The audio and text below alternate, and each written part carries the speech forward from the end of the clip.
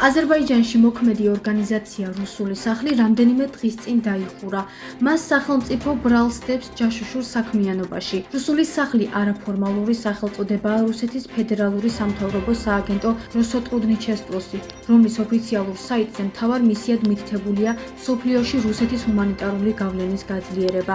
აზერბაიჯანის ერთ-ერთმა მედიამ იანვრის თვეში გამოაქვეყნა მასალა, რომლის მიხედვითაც რუსული სახლი რუსული კულტურის პოპულარიზაციის საფარქვეში ჯაშუშობით იყო დაკავებული. ამის გამო რუსეთის საგარეო საქმეთა სამინისტროში აზერბაიჯანის ელჩი დაიბარეს, ხოლო რუსული სახლის ხელმძღვანელმა ევგენი პრიმაკოვმა განაცხადა, რომ საქმიანი რეპუტაციის დასაცავად სარჩელს მოამზადებდა. აზერბაიჯანის ხელისუფლების პოზიციით რუსული სახლი ქვეყანაში რეგისტრირებული არ იყო. როგორც საგარეო საქმეთა სამინისტროში განაცხადეს, რუსული საინფორმაციო და კულტურული ცენტრი არ იყო რეგისტრირებული როგორც იურიდიული პირი და ის სერიოზულად არ ვლოდა ქვეყნის კანონმდებლობას.